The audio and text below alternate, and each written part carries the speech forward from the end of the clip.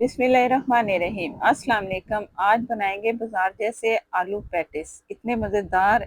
और इसकी जो होगी डो और इसके आलू का मसाला और पफ पेस्ट्री भी घर में ही तैयार करेंगे। वो तमाम चीज़ें आपको इस वीडियो में मिलेंगी और मुकम्मल वीडियो देखें और बनाएं ऐसे मज़ेदार से पैटिस जो कि आप बार बार बनाएंगे और मेहमानों के लिए तैयार करके रखेंगे कि मेहमान हो जाएंगे आपके खुश। और बहुत ही आसान रेसिपी के साथ है। तो शुरू करते हैं अपनी बहुत ही मज़ेदार सी फूले फूले से ये पैटिस कैसे बने। तो तैयारी शुरू करते हैं। मैंने लिया है हाफ के जी घी। घी आप कोई भी पैकेट ले सकते हैं। आप एक पाव घी से भी बना सकते हैं, आधा किलो से भी बना सकते हैं और 1 किलो से भी बना सकते हैं। सारा प्रोसीजर एक ही है।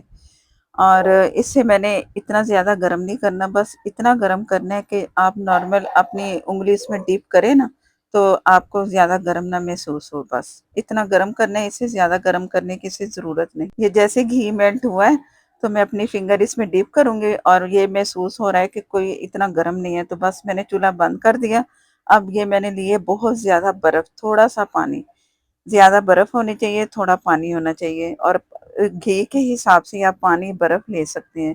अब इसमें जो मैंने घी को मेल्ट किया ना वो इसमें डालती जाऊँगी। ये सारा इस तरह आपने इसमें डाल देना है।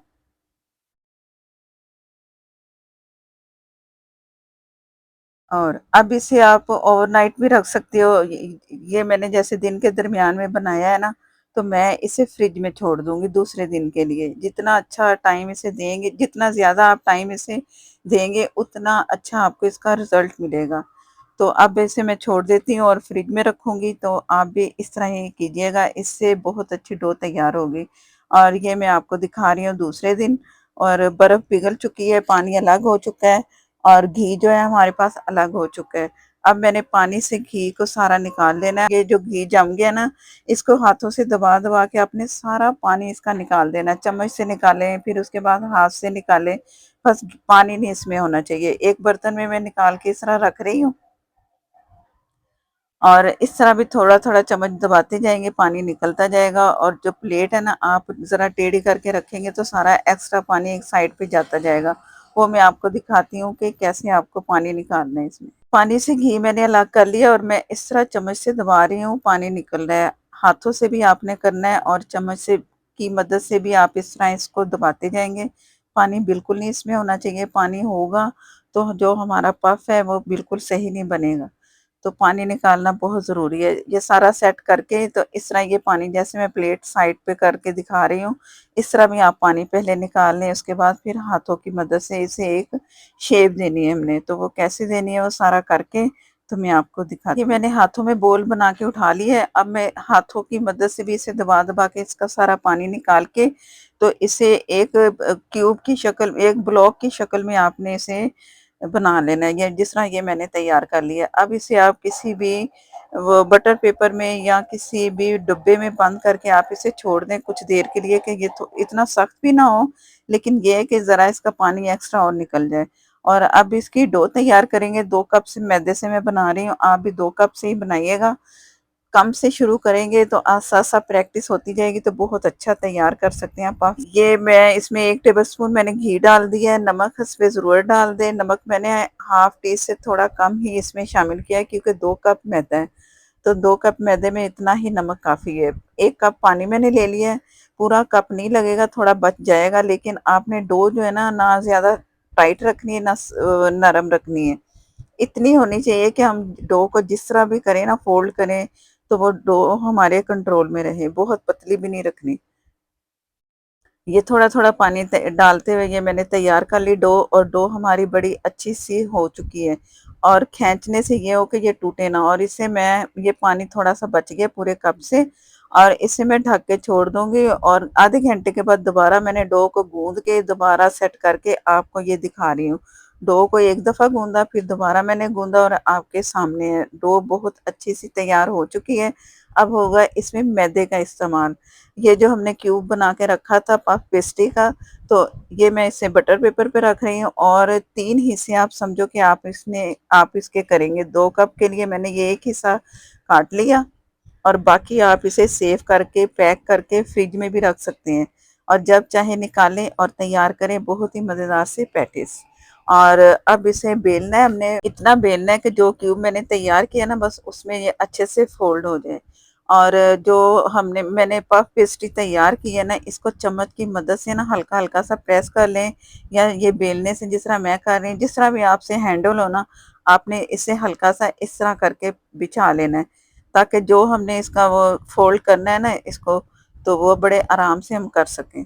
बहुत ज़्यादा भी नहीं फैलाना, और सेंटर में ही आपने इस तरह रखना है जिस तरह मैं ये कर रही हूँ। अब ये एक साइड से उठाया और दूसरी साइड से उठाया, फिर ये साइड से, और ये जो आपको नजर आ रही है ना लेयर, ये हमने अंदर वाले हिस्से में रखनी है। ये वाली लेयर जो है ना, हमने बाहर की साइड पे, जब हम इसे दोबारा बेलेंगे ना, तो याद रखना है ये हमने बाहर की तरफ रखनी है, जिसमें मक्खन लगा है वो अंदर की तरफ होगा। और अब इसे रख दूंगी मैं तकरीबन कोई आधे घंटे के लिए फ्रिज में। तो इसके बाद फिर मैं आपको दिखाती हूँ कि क्या करना है। बिस्मिल्लाहिर्रहमानिर्रहीम। आधे घंटे के बाद दिखा रही हूँ, मैंने इसे कवर करके छोड़ दिया था फ्रिज में। तो अब इसे बेलेंगे। वो जो मैंने आपको बताया था कि जो ज्यादा मैदा ऊपर आया था ना, उसी की तरफ रख के मैंने बेलना है। और ये वाली साइड जो है ना, हमने अंदर नहीं फोल्ड करनी, बाहर की तरफ फोल्ड रखनी है, क्योंकि ये मैदे की ज्यादा लेयर है, तो ये बाहर रखेंगे। जहाँ एक लेयर मैदा आया हुआ ना, इसके नीचे वाली जो लेयर है वो अंदर की तरफ ही रखना है, ये आपने याद रखना है। नहीं तो फिर ये जैसे हम बेल रहे हैं ना, ये फटना शुरू हो जाएगी। और जिस तरह मैं प्रेस कर करके इसको बेल रही हूँ, आपने भी इसी तरह ही बेलना है। डायरेक्ट आपने बेलना नहीं चलाना, इससे भी आपकी ये जो बना रहे हैं ना, आप शेप दे रहे हैं, ये फट सकती है। और मैदा आपने भर भर के लगाना है, मैदे से ही इसकी डो बहुत अच्छी सी फोल्ड होगी और इसकी लेयर बनेगी। ये इस तरह बुक की तरह मैंने बंद किया, और ये इस तरह पहले जैसे हमने किया था उसी तरह ही करके, तो वो वाला हिस्सा, जो मोटे वाला हिस्सा, तो वो बाहर की तरफ है, पतले वाला हिस्सा अंदर की तरफ है जो मक्खन वाला था। फिर छोड़ देंगे आधे घंटे के लिए। इसके बाद फिर इसे इसी तरह ही बेलना है। ये जाएगा अब दोबारा से फ्रिज में। ये मैंने निकाल लिया। और अब इसी तरह ही आपने इसे हल्का हल्का सा दबा दबा के इसे प्रेस करना है, इस तरह करके। इस तरह ये होगा कि जो मक्खन अंदर जो हमने तैयार किया है वो इसके अंदर ही रहेगा और साइडों पे जाएगा। फिर दोबारा से इस तरह बेल के, तो ये हो जाएगी हमारी पफ पेस्ट्री बहुत मज़ेदार सी तैयार। साइडों से सेट करके रखें, क्योंकि अब हमने इसे बेलना है सिर्फ। और आलू मैंने बॉईल कर लिए। आलू आप ले लें जितना आपको रिक्वायर्ड है। आप चिकन से भी बना सकते हैं, लेकिन आलू से बहुत मज़ा आया है, और आलू से ही आप तैयार करना। लाल मिर्च पाउडर हाफ टी स्पून, हल्दी 1/4 टीस्पून, गरम मसाला हाफ टी स्पून से भी कम, और ज़ीरा धनिया पाउडर हाफ टी स्पून। बाकी मसाले आप कम ज़्यादा कर सकते हैं, और नमक आप अपनी मर्ज़ी से कम ज़्यादा कर सकते हैं। मैं 1/4 टीस्पून नमक इसमें शामिल कर रही हूँ। फोक से मैंने इसे इस तरह प्रेस करना है। ज़्यादा आपने इसका प्लेन नहीं, लिक्विड सा नहीं बनाना। इस तरह ज़रा आलू मोटे मोटे से नज़र आने चाहिए, ताकि हमारे अंदर से जो पफ है ना, उठे उठे से हों और फूले फूले से होंगे। अब आते हैं अपनी वो डो की तरफ जो हमने तैयार करके रखी है। ये मैंने आपको दिखा दिया। और इसका इस तरह फिर इसे हमने हल्का हल्का सा दबा दबा के प्रेस करना है। ये स्टार्ट में ऐसे करना है, और इसके बाद आपने इसे बेल के तकरीबन कोई हाफ इंच के करीब आपने इसे रखना है। और ये मैंने एक गत्ते का पीस लिया है, जिसे मैंने एक वो दे दिया साइज़ के कितना मुझे पैटिस रखना है। आप भी अपनी मर्ज़ी से करके इस तरह साइज़ लें, ताकि एक जैसे आपके पैटिस तैयार हों और देखने में लगे कि जैसे बिल्कुल बाजार वाला रिजल्ट है। तो इस तरह आप भी ज़रूर गत्ते का पीस लें, उसे नाप लें, छोटे बनाने हैं या बड़े बनाने हैं, ये आपकी मर्ज़ी पर है। इस तरह शेप से काट के तो मैं आपको दिखाती हूँ। ये मैं आपको दिखा रही हूँ कि कितना आपने मोटा रखना है जो हमने बेल लिया था, और इस तरह सेट करना है। अंदर कोई पानी नहीं लगाना, कोई अंडा नहीं लगाना, सिर्फ अंडा मैंने फेंट लिया है। पूरा अंडा लिया, उसे फेंट लिया, और इस तरह आपने ब्रश की मदद से ऊपर ऊपर बस अंडा लगाना है। इससे ये होगा कि कलर बहुत जल्दी आएगा, देखने में भी मज़ेदार लगेंगे, और कलर भी बहुत जल्दी पकड़ेगा अंडा।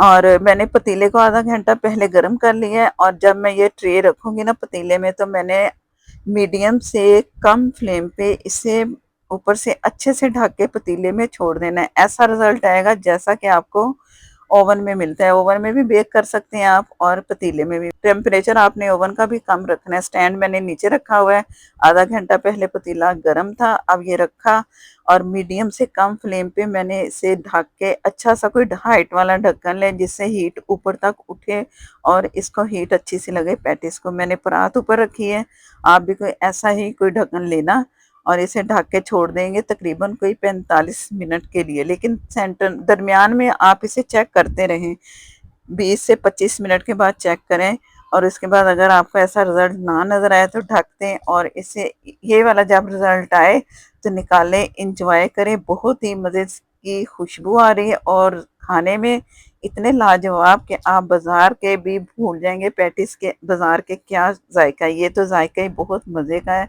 जो कि हमने घर में बनाया, मेहमानों के लिए बनाए, बच्चों के लिए बनाए, लंच में देने के लिए या चाय के टाइम आप ये तैयार करें। डो पहले से तैयार करके छोड़ दें, जो कि मैंने जिस तरह मैदे की डो बताई थी आपको, निकालें, फिर आप शेप दें और आप इसे बेक करेंगे तो बहुत ही इंशाल्लाह इंजॉय करेंगे।